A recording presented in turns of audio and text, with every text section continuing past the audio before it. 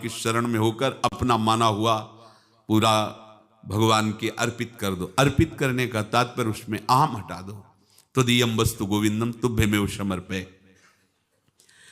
जिनसे तुमने सेवा करवाई है उनकी सेवा करनी पड़ेगी, जिनसे तुमने जो कुछ लिया है उनको देना पड़ेगा। ये लेने देने का व्यापार जब तक समाप्त नहीं होगा तब तक तुम्हारा जन्म मरण चलता रहेगा।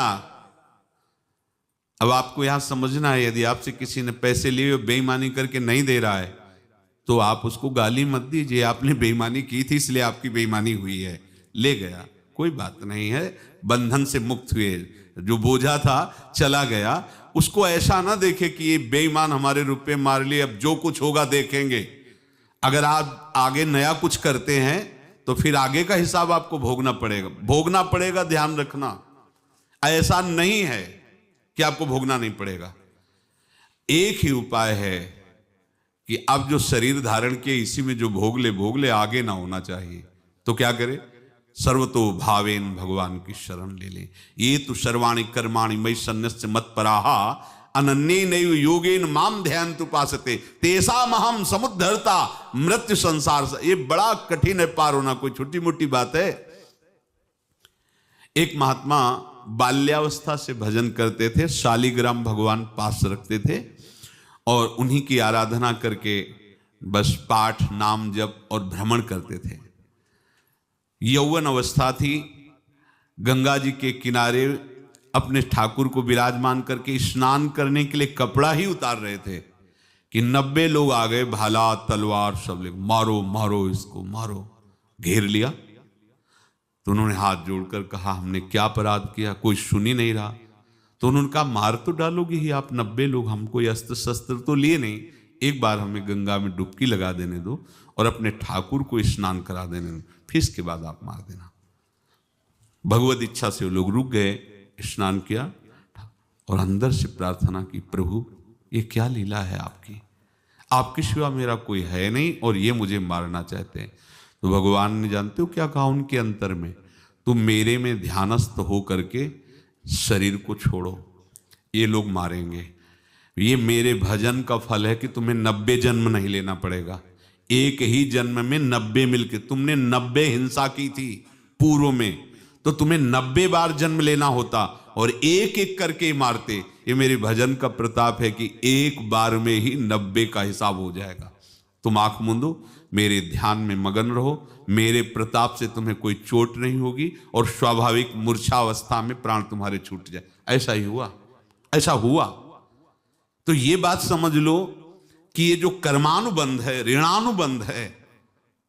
आप देखो, अगर शाप महात्माओं ने दिया कि तुम्हारे वंश का इससे विनाश होगा, तो भगवान भी परम धाम जा रहे तो उसी कील से, बाण की नोक में जो मछली लील गई थी छोटा कण, उसी से की नोक बनाई और उसी नोक को प्रहार किया।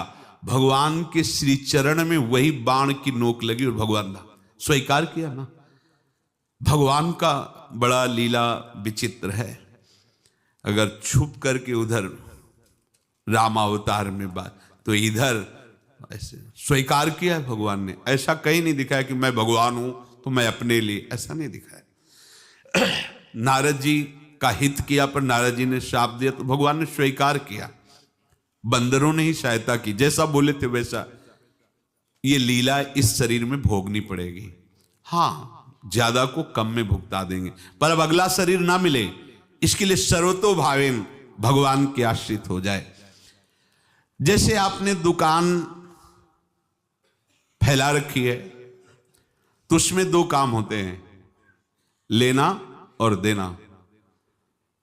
किसी को उधार दिया है तो हमें उसे लेना है, और कोई नगद देकर सामान ले रहा है तो उसे सामान देना है, या उधार लिया है तो हमें उधार देना है। अब अगर दुकान बंद करनी है तो तुम्हें देने वालों पर जोर देना है, लेने वालों पर जोर नहीं। लेने वाला तो जाओ हम क्षमा किया, समर्पित किया, हमारा कोई संबंध नहीं, खत्म हो जाए, वो खुशी हो जाएगा। लेकिन देने वाला तुम अगर दुकान भी उठा दोगे तो जहां भी रहोगे तुम्हारे पास वो आएगा, लाइए हमारा। तो देने पर नजर रखिए, जिसका जिसका हिसाब है वो आपके सामने आता जाए, हटाते जाओ। लेने पर नजर मत रखिए और दुकान फौरन उठा दीजिए, नहीं अगर लेते देते रहे तो चलता रहेगा। आगे चलकर कुछ लेना न देना, मगन रहना बस अपने प्रभु के चिंतन में। अब हम कैसे जाने कि किसको क्या देना है, हमें क्या पता? तो हम पूरा हिसाब जिनको पता है उनको दे देते हैं, समझ रहे हो? उनको पता है क्या लेना है क्या देना है, तो इनके पास पहुंच गए, सरकारी हिसाब से सब बराबर कर देंगे। हमको अपनी जिम्मेवारी इनकी चरणों में समर्पित कर देना है, तभी हम जीवन मुक्त होंगे। ये रहस्य की बात है।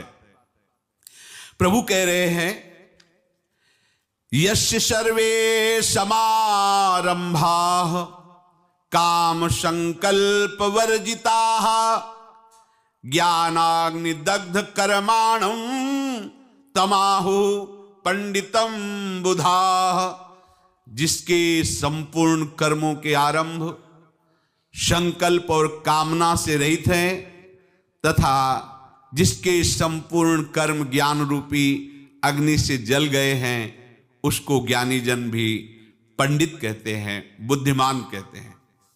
पूज्य श्री भाई जी महाराज कह रहे हैं जैसे वहां ज्ञानाग्नि से दग्ध कह रहे हैं, तो अपने वृंदावन वासियों का प्रेमाग्नि से सब कर्म संस्कार दग्न होते हैं। जिस समय आपके हृदय में भगवत प्रेम का प्रादुर्भाव होगा तो लेश मात्र कभी तुम्हें दुख नहीं भोगना पड़ेगा। प्रेम का प्रादुर्भाव होते ही दुख का नाश हो जाता है, महासुख।